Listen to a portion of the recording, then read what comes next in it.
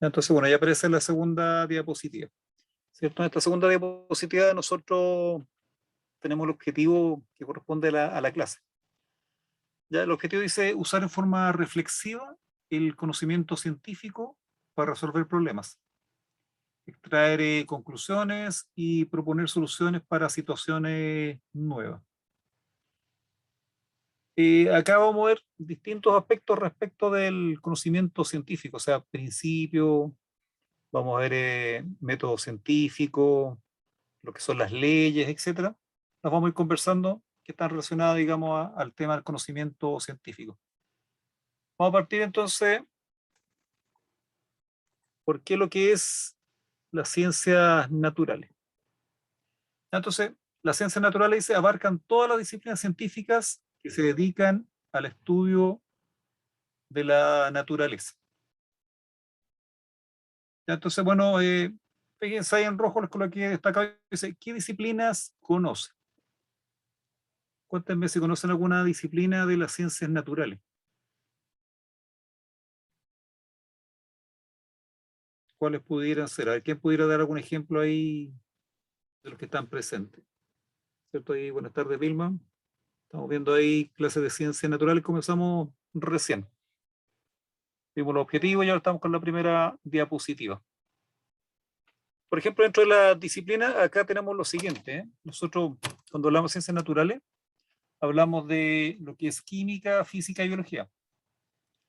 Ya, entonces acá vemos una respuesta en el chat, veamos. ¿Cierto? Bueno, acá llegó Vilma. Sí, buenas tardes, Vilma. Bienvenida. Ya, entonces, tenemos esas grandes áreas de las ciencias naturales, pero estas grandes áreas a su vez tienen otras áreas de estudio. Por ejemplo, imagínense el caso de la física. El caso de la física, tenemos subáreas muy importantes y conocidas por ustedes. Por ejemplo, el caso de la electricidad y el magnetismo. Tenemos también el caso de la óptica. Tenemos astronomía. Tenemos también cinemática y dinámica que tienen que ver con el estudio ahí de los movimientos y las causas del movimiento. Y así podríamos ir incorporando otras áreas de la física. También tenemos áreas específicas de la química. Por ejemplo, química analítica, química industrial, bioquímica, química orgánica, química inorgánica, etc. Y también tenemos áreas o disciplinas de la biología. Por ejemplo, algunas conocidas por ustedes, ¿cierto? Lo que es el área de la salud, donde destacan, por ejemplo, tenemos ahí las personas que estudian enfermería, obstetricia, medicina. Tenemos también la bioquímica que comparte aspectos con la química. Tenemos biología molecular. Tenemos las distintas especialidades dentro de lo que es la medicina. Tenemos botánica, tenemos ecología, etcétera. Ya, entonces, si ustedes se dan cuenta por qué les estoy mencionando esto, para que, digamos, puedan dimensionar el gran conocimiento que tiene las ciencias naturales, un conocimiento bastante amplio. Y, digamos, dentro de ese contexto, uno lo primero que generalmente estudia es los conceptos, el lenguaje que utilizan estas distintas ciencias. Y también, digamos, para poder entenderlas bien, se estudian por separado, ¿cierto? Uno estudia química, estudia física, estudia biología. Y después, obviamente, puede estudiar, digamos, los distintos temas dentro de estas áreas. Ya, entonces, una vez que uno tiene los conceptos, tiene el lenguaje, comienza a desarrollar distintas habilidades, ¿cierto? Dentro de estas ciencias, como por ejemplo poder hacer evaluaciones, investigaciones, análisis, síntesis. Podemos, digamos, no solo, digamos, comprender o entender, digamos, estas ciencias, sino que podemos buscar también aplicaciones. Y las ciencias naturales también, aparte, digamos, de poder entender, digamos, el mundo en el cual nosotros vivimos, también, digamos, permite crear nuevos materiales, crear equipamiento y que nos permiten un mayor entendimiento de la naturaleza. Y también, obviamente, nos ha permitido a través del tiempo que nosotros podamos ir desarrollando conocimiento, ciencia y tecnología. Entonces, bueno, fíjense ahí dice, las ciencias naturales se encargan de estudiar los aspectos físicos, químicos y biológicos de la realidad, basándose, dice, en las observaciones de un hecho determinado y se sustenta en conceptos generales, teorías, principios y leyes. Ya, déjenme revisar acá el chat. ¿Cierto? Acá, bueno, estamos viendo la bienvenida para Vilma, ¿cierto? Para Luis y Magali. Ya, entonces, vamos a revisar a continuación estos conceptos que estamos mencionando acá en esta diapositiva. ¿Cierto? Los vamos a ir revisando, los vamos a ir conversando. Si quieren pueden ir haciendo consultas, como les decía, utilizando el chat, utilizando el micrófono.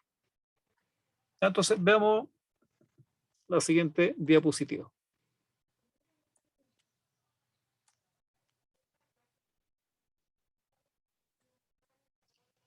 Entonces, vamos a partir ahí con el concepto de principios físicos y químicos. Dice, los fenómenos de la vida se rigen por principios químicos y físicos y pueden explicarse por ellos. Entonces, por lo tanto, fíjense acá, estamos hablando que en el caso particular de la biología de la vida, trabaja a través, ¿cierto?, de principios químicos y físicos.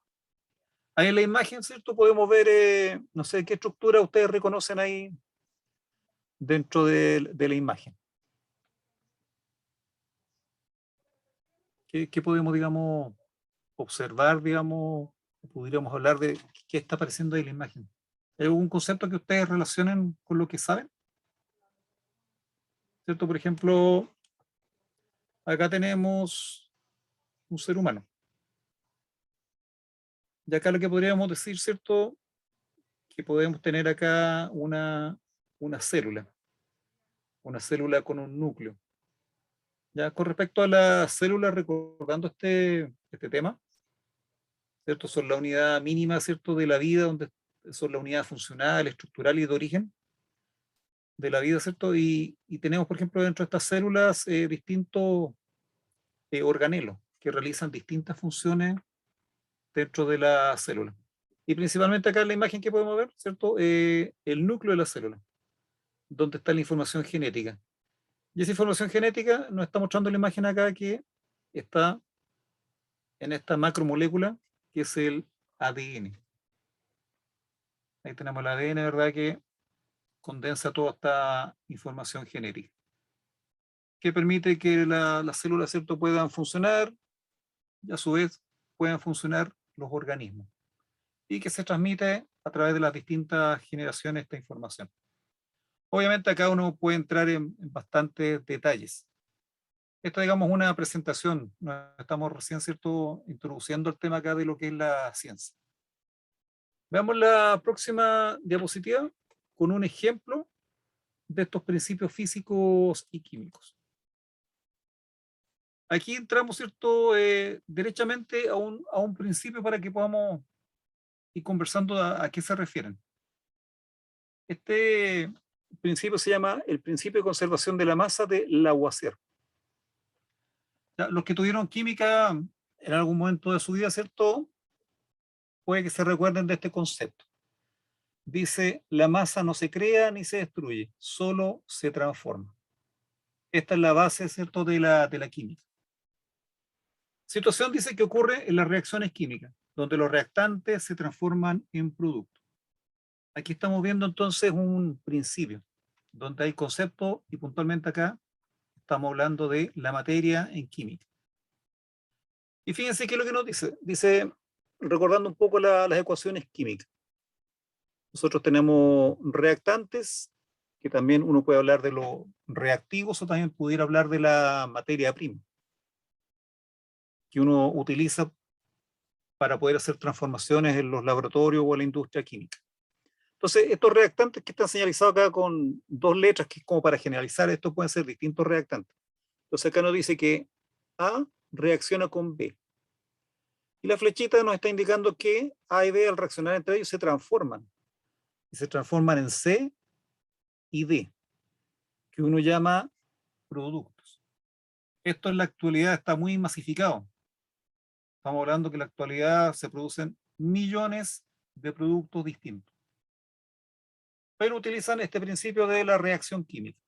Y utilizan, digamos, este principio que está acá arriba. La masa no se crea ni se destruye, solo se transforma.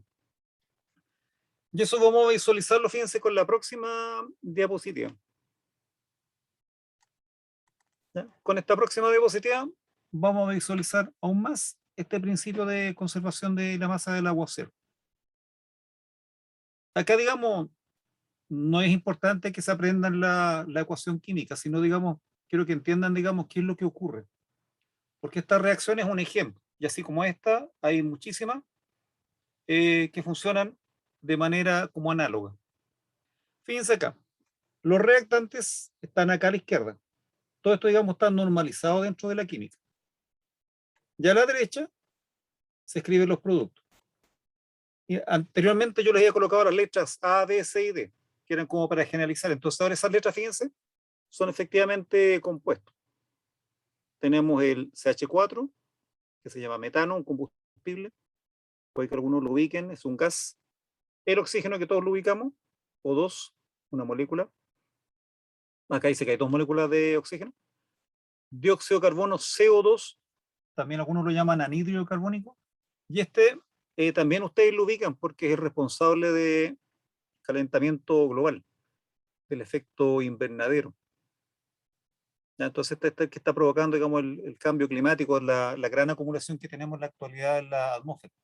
Este CO2, en forma natural, se produce con la respiración, también tiene que ver con, ocurre también con los animales, con los vegetales, o sea, y a través de otros procesos como, por ejemplo, erupciones volcánicas, quemas o incendios, se está siempre produciendo, pero en la actualidad se ha agudizado porque el ser humano con la combustión de los combustibles y la contaminación de las industrias está aumentado, pero exponencialmente. Y eso es lo que está provocando, digamos, el cambio climático. Ya tenemos también otro compuesto que ustedes conocen, que es el agua, H2O.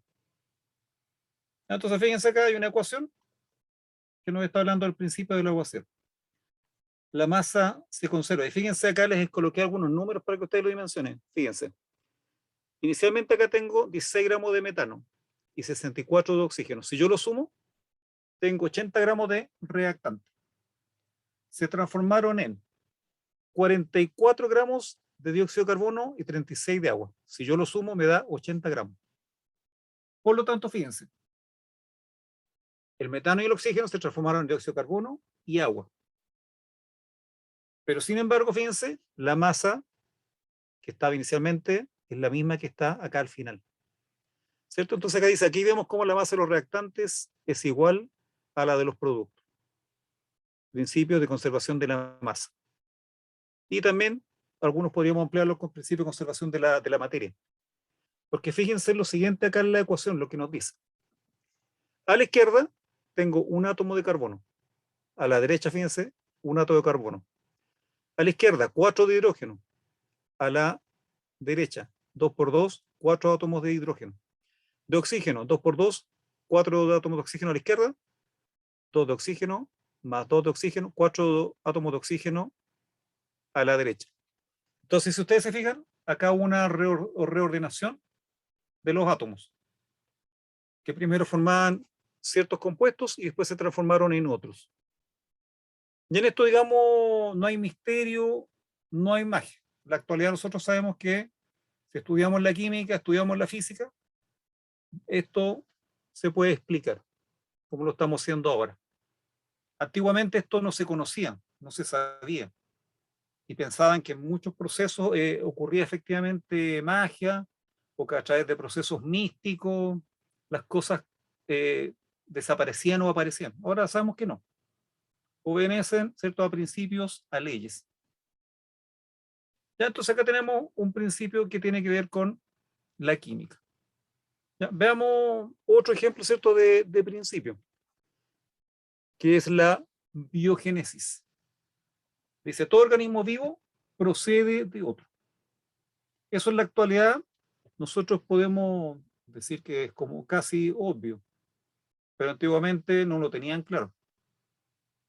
¿Ya? ¿Qué es lo que nos dice esta diapositiva? Dice, los científicos han comprendido que aunque la generación espontánea no se produce, en las condiciones prevalecientes en nuestro planeta actualmente debe haber sido producido hace millones y millones de años, cuando apareció inicialmente la vida. Expliquemos un poco esta diapositiva.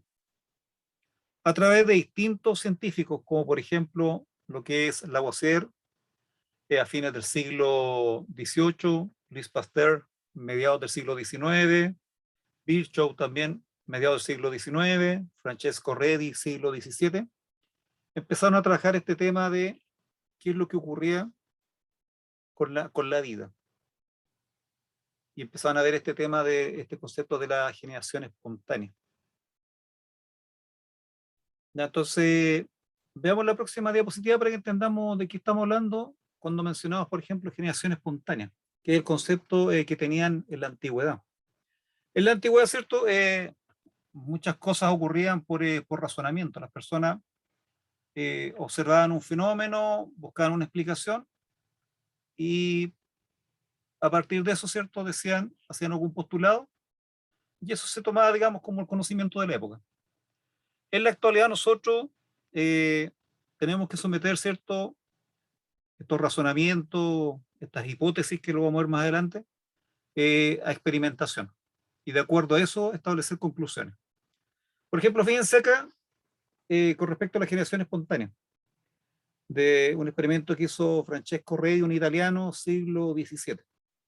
En la antigüedad, fíjense, en esta columna, pensaban lo siguiente, decían, tenemos, fíjense, un frasco acá con carne. Y al cabo del tiempo, ¿qué es lo que observaban las personas? Decían, bueno, al cabo del tiempo, alrededor de la carne aparecieron larvas y aparecieron moscas. Entonces ellos decían, de la nada apareció la vida. A partir de la nada se generó vida. Entonces ellos decían, aquí hubo una generación espontánea. Y eso permaneció, digamos, muchísimo tiempo en que las personas creían eso. Hasta que, déjenme ver un poquito el chat.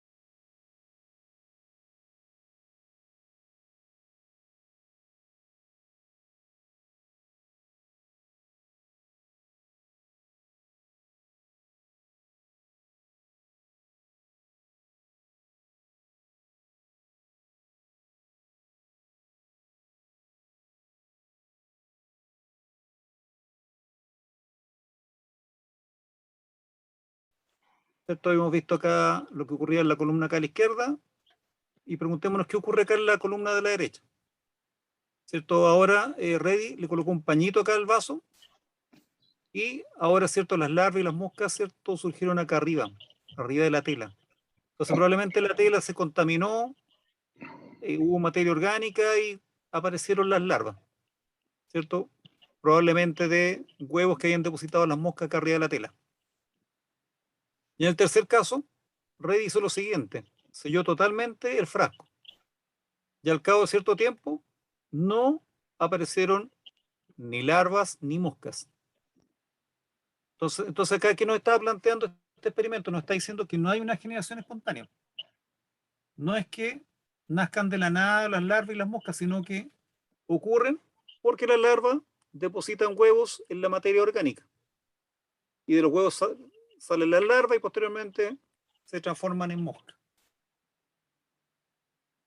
¿Ya? O las moscas, ¿cierto?, consumen estas larvas. Entonces, hay un proceso que está ocurriendo. Entonces, acá Reidy, con este experimento, cuestionó, refutó la generación espontánea.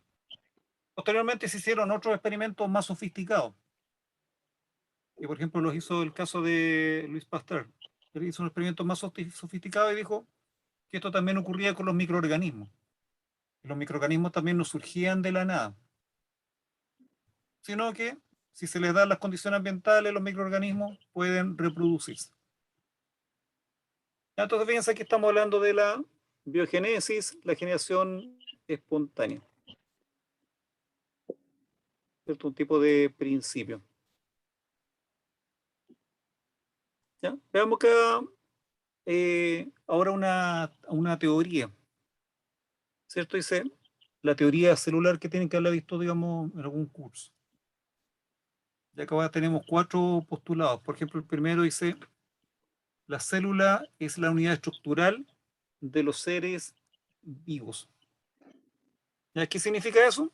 Que los seres vivos están hechos de células y de las sustancias que producen las células.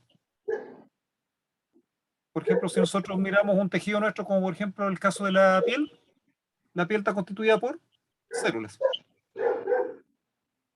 Y estas células de la piel se reproducen a través del tiempo, consumen nutrientes, tienen procesos de respiración, y estas células de la piel están constantemente funcionando, y en algunos casos se están renovando.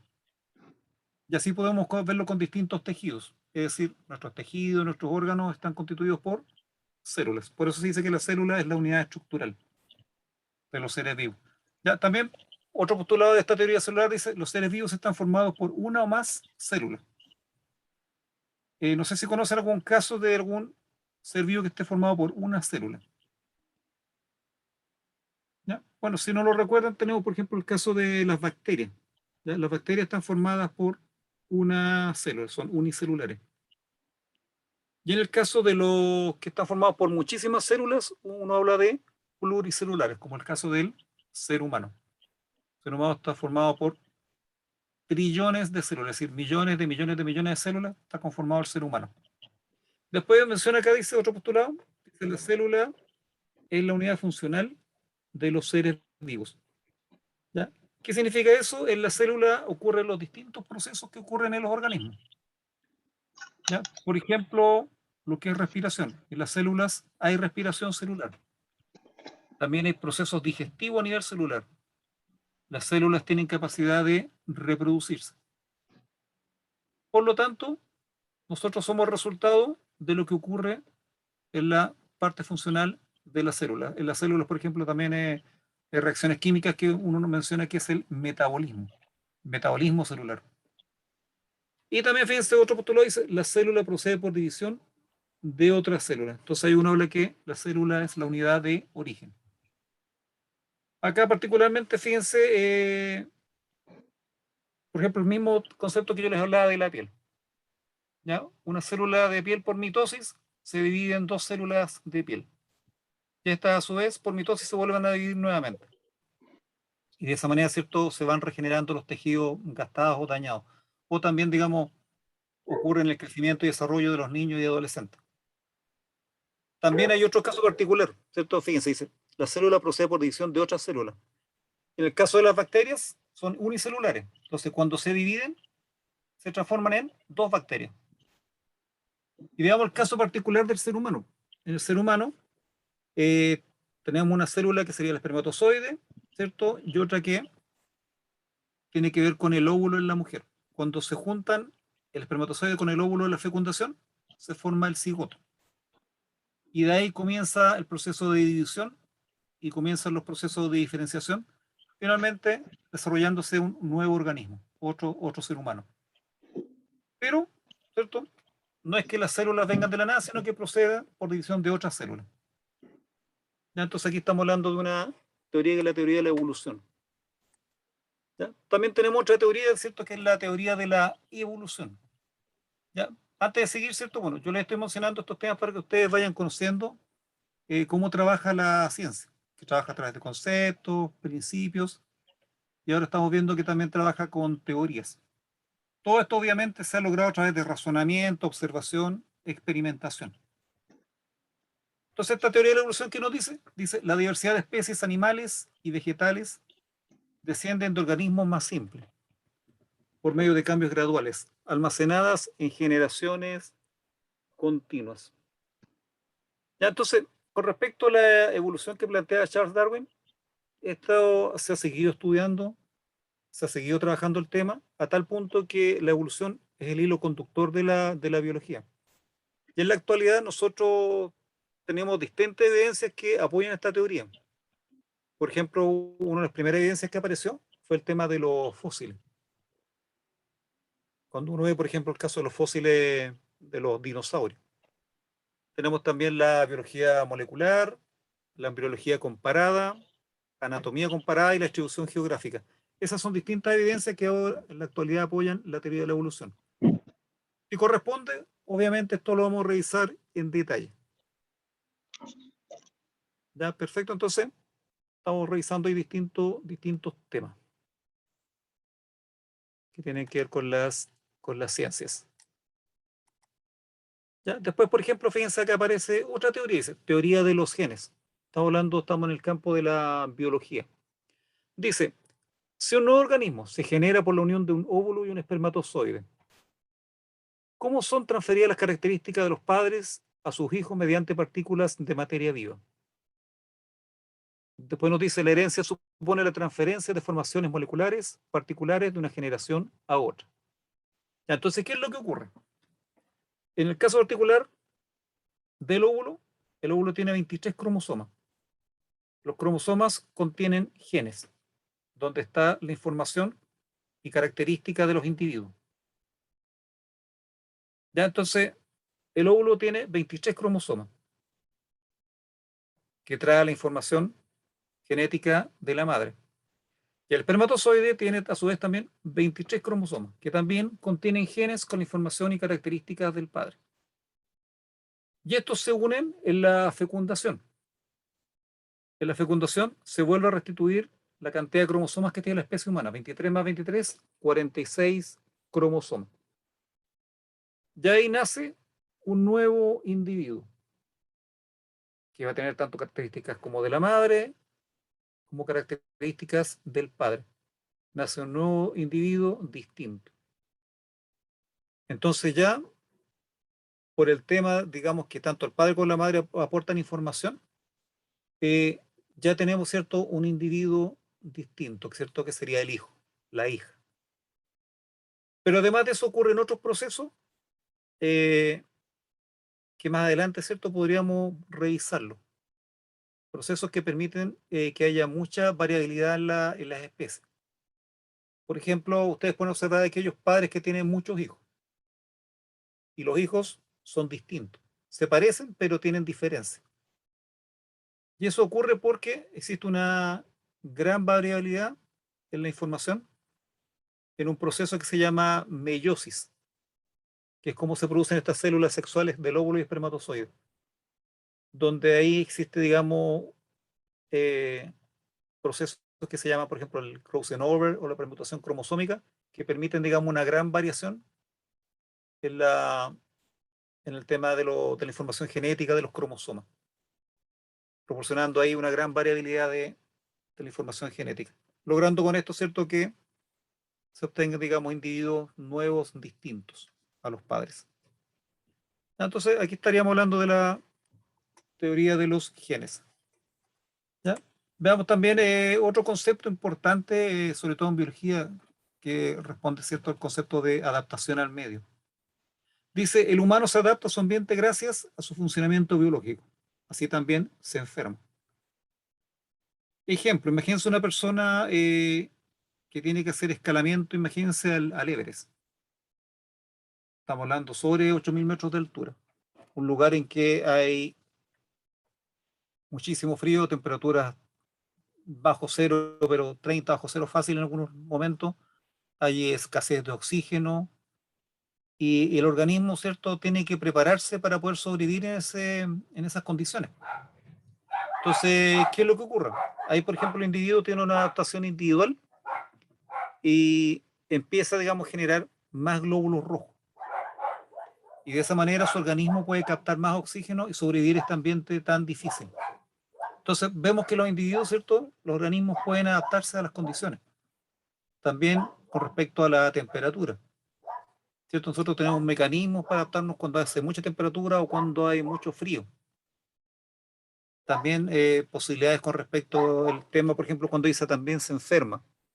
Por ejemplo, aquellas personas que tienen una malnutrición excesiva o por déficit de nutrición de alimentos, se podría enfermar. También, por ejemplo, podría ser que la persona en su alimentación le falten algunos nutrientes y eso también podría ocasionarle que se enferme. ¿Ya? Recuerden que nosotros ahí, con esta adaptación al medio, nos permitimos funcionar a través de nuestra vida. O sea, es decir, los individuos se adaptan biológicamente. ¿Ya? Y también, ¿cierto? Aparte, digamos que los individuos como tales pueden adaptarse, también muchas veces ocurren cambios a nivel de información genética que se traspasa a próximas generaciones. Y eso va provocando muchas veces que las nuevas generaciones pueden adaptarse, ¿cierto?, a distintas situaciones. ¿Ya? Entonces eso también proporciona, ¿cierto?, una gran variedad de las especies que muchos individuos pueden adaptarse a distintas realidades. Podríamos, ¿cierto?, esto verlo también en el caso puntual ahora de la pandemia, que ustedes pueden observar la variabilidad con respecto al tema de las defensas. Hay personas que enferman grave, hay personas que solamente tienen síntomas, y hay personas que ni siquiera tienen los síntomas. ¿Y por qué ocurre eso? Porque sus sistemas inmunes son distintos. Sus receptores a nivel celular son distintos con respecto al virus. Entonces, ustedes se fijan, ¿cierto? Ahí hay un tema de adaptación, una adaptación biológica. ¿Ya? Sigamos revisando algunos otros temas. No sé, alguna consulta, comentario hasta el momento. Estamos viendo como tema genérico y algunos detalles, ¿cierto? Para ir entendiendo un poco cómo es la ciencia, ¿no? En eso estamos nosotros en estos momentos.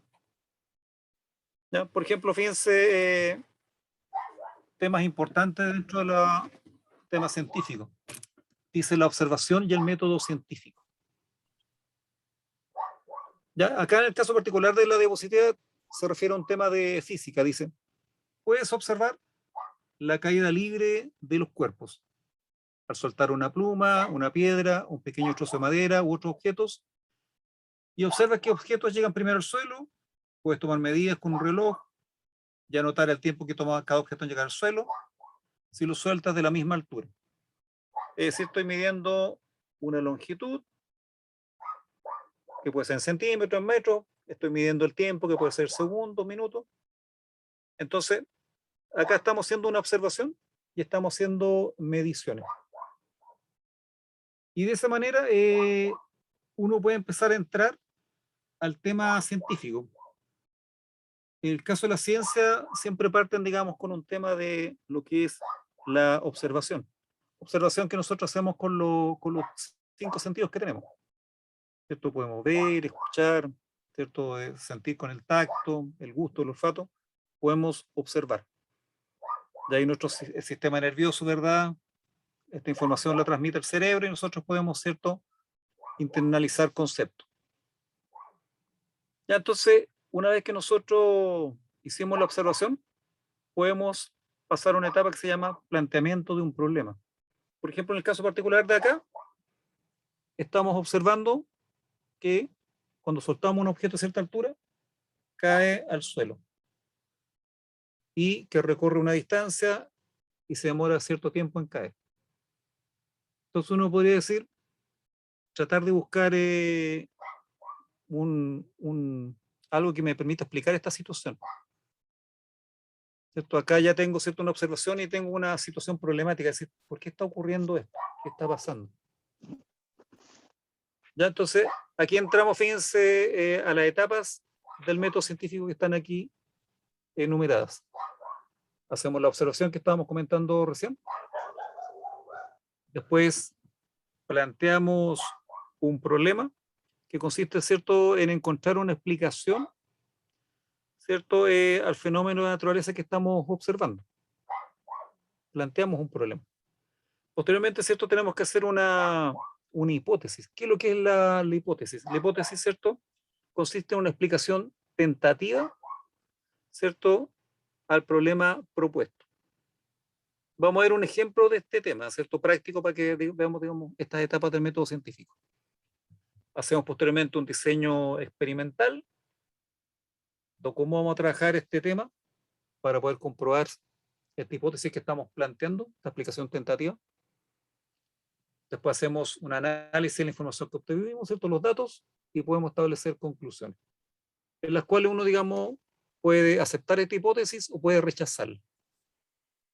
Ya, veamos entonces esto que le estaba mencionando con un ejemplo más práctico.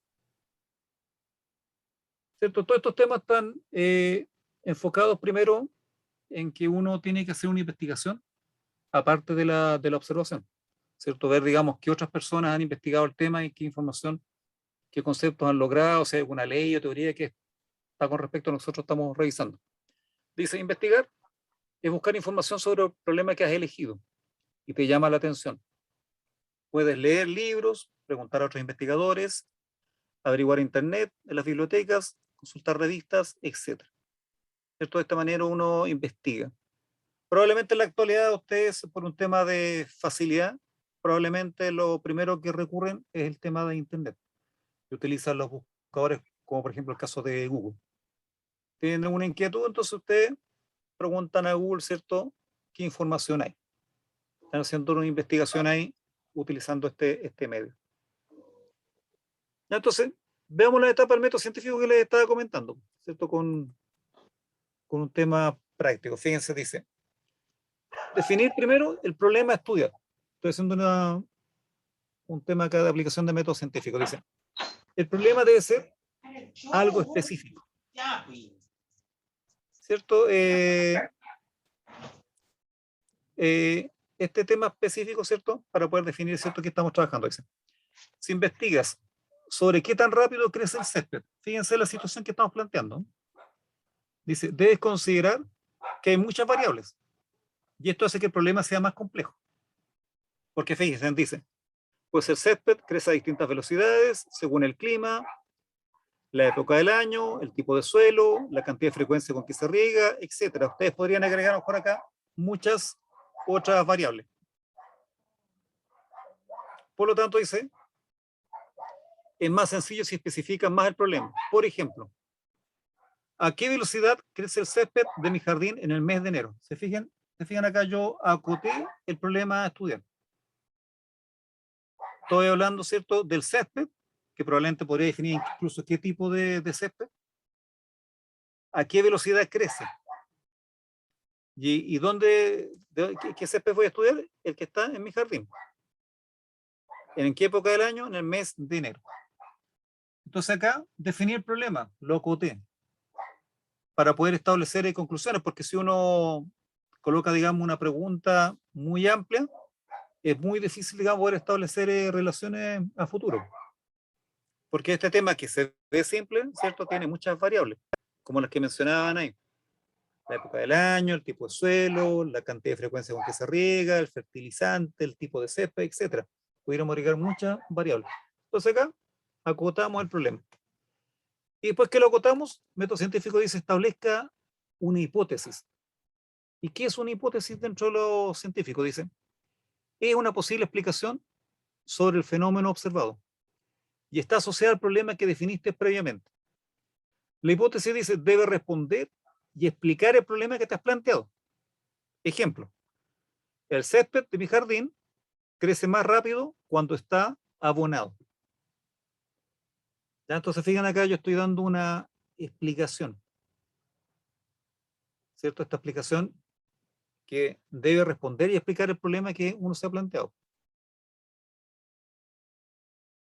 ¿Ya? Entonces, después, ¿qué es lo que dice? Dice, es recomendable escribir la hipótesis y el motivo por el cual fue planteada, puesto que el objetivo de la investigación es comprobar o refutar la hipótesis. ¿Cierto? Fíjense, tenemos una situación problemática, planteamos una hipótesis, ¿cierto? Y ahora tenemos que hacer la experimentación para saber si es cierto o no lo que yo estoy planteando. Y acá entramos a esta etapa que es el desarrollo experimental, dice. El objetivo de la experimentación es validar o refutar la hipótesis que te has planteado. Para esto debemos diseñar un experimento. Dice, el experimento tiene variables dependientes, dice, que son factores que se mantendrán constantes durante el experimento. Esto hay que tener mucho cuidado, hay que definir, ¿cierto?, cuáles van a ser los factores que no van a cambiar. Y tenemos las variables independientes, que son las que sufrirán un cambio. Veámoslo con el ejemplo concreto que estamos viendo del césped. Dice, por ejemplo, si queremos diseñar un experimento para comprobar si el césped de tu jardín crece más rápido cuando está abonado, en este caso, las variables dependientes serían el sector de jardín, ¿cierto? Tenemos que ocupar siempre el mismo sector de jardín, que utilizarás para el experimento. El clima, ¿cierto? Definir en qué época nosotros definimos en enero. El tipo de césped, no puedo estar cambiando, digamos, el tipo de césped, porque si no, no va a ser constante, va a ser variable, ¿cierto? Y la variable independiente, dice, será el abono. El tipo de abono que nosotros le estaríamos agregando a este suelo para que ver el crecimiento del césped. ¿Ya se fijan? Problema, hipótesis, experimentación. Obviamente, este diseño experimental hay que trabajarlo previamente, ¿cierto? Definiendo muy bien ahí las variables independientes y las variables dependientes. ¿Cierto? Por ejemplo, las dependientes dice son factores que se mantienen constantes. Y las independientes dice que son las que sufrirán un cambio. Entonces, una vez visto este tema, ¿cierto?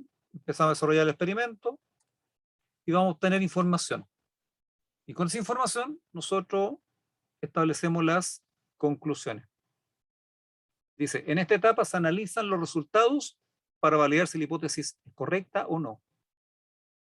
Por ejemplo, dice, para el experimento del césped abonado, deberías comparar las medidas finales del césped con abono versus las medidas del césped sin abono.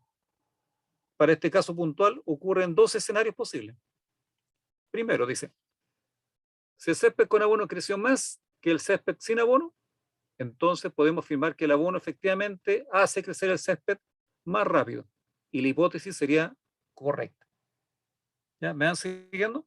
Ahora a continuación, fíjense, dice, la otra posibilidad dice, si el césped con abono no ha crecido más que el césped sin abono, entonces podemos concluir que el abono no acelera el crecimiento del césped en tu jardín. Y la hipótesis, al no ser correcta, quedaría refutada. ¿Ya? Entonces, fíjense acá, se hizo un trabajo experimental. Teníamos una problemática, vimos una posible, ¿cierto?, explicación tentativa del problema, que era la hipótesis, desarrollamos el experimento, tomamos medidas y ahora establecemos conclusiones. Y por lo tanto la hipótesis puede aceptarse, ¿cierto?, si es correcta, y si no es correcta, puede rechazarse esta hipótesis. Obviamente esto experimentalmente se podrían ir planteando distintos experimentos de acuerdo a los resultados que uno va obteniendo. Y de esta manera uno va estableciendo conclusiones y va aumentando el conocimiento científico. En la actualidad tenemos millones de investigaciones en curso, todas entregando información. Y por eso, ¿cierto?, está avanzando tan aceleradamente el conocimiento. Y eso uno lo puede observar en la vida cotidiana, cuando vemos cómo los computadores, los celulares, la tecnología va cambiando tan rápido. ¿Ya? En menos de 6 meses vemos cómo ciertos productos van quedando obsoletos y van surgiendo nuevas tecnologías. ¿Ya? Entonces, en la clase de hoy día revisamos distintos temas, es como una pequeña introducción a lo que es las ciencias. Nosotros en la clase vamos a revisar particularmente ahí química, física, biología, que están dentro de las ciencias naturales y que entrarían, ¿verdad?, en los exámenes que van a tener en octubre.